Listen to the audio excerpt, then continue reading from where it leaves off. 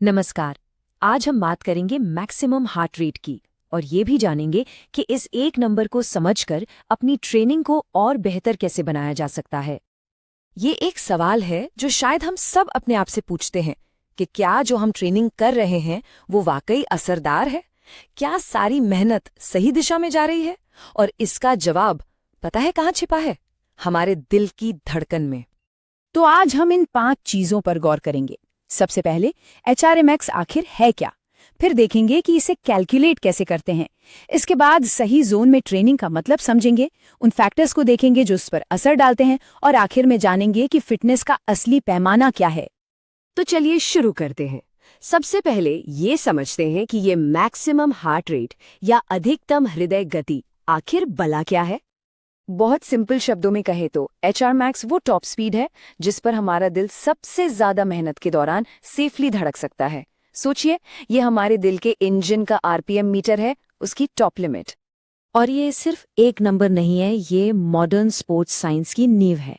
इसी के आधार पर ट्रेनिंग जोन सेट होते हैं, एक्सरसाइज की इंटेंसिटी मापी जाती है और एथलीट्स को ओवर ट्रेनिंग से बचाया जाता है। मतलब उस सिचुएशन से जब शरीर को रिकवर होने का मौका ही नहीं मिलता। तब सवाल ये है कि अपना ये मैजिक नंबर, ये HRMX पता कैसे करें। चलिए देखते हैं।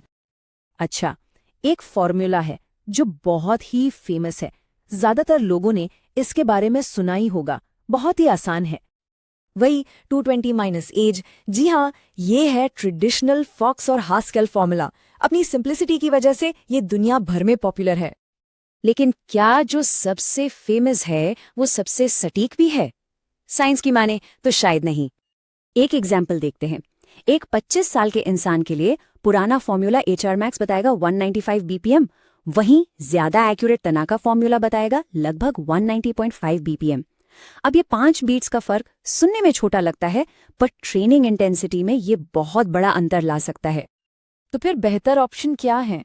देखिए, सीरियस एथलीट्स के लिए तनाका या गेलिश जैसे फॉर्मूले ज्यादा सटीक माने जाते हैं और खासकर महिलाओं के लिए गुलाटी फॉर्मूला को सबसे भरोसेमंद माना गया है।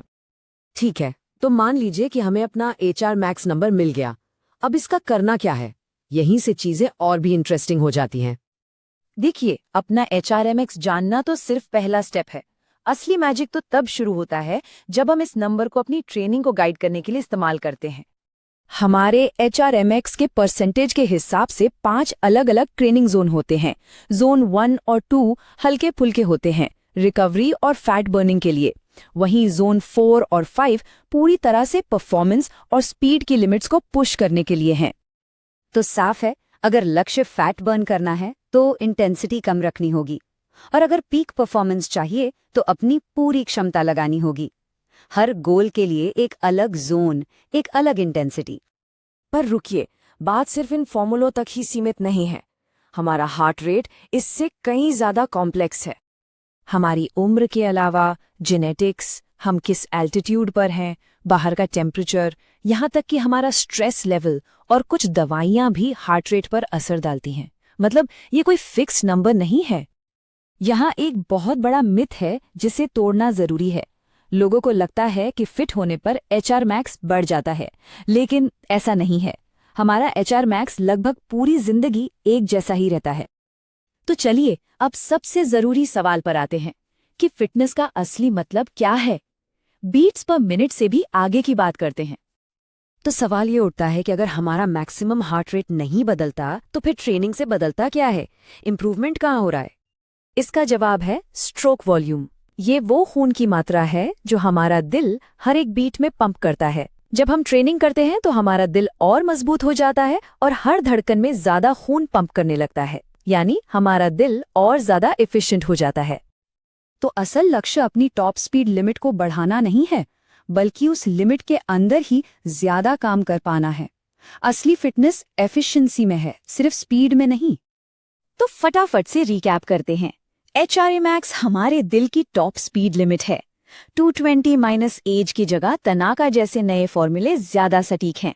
अपने गोल के हिसाब से सही ट्रेनिंग जोन चुनें।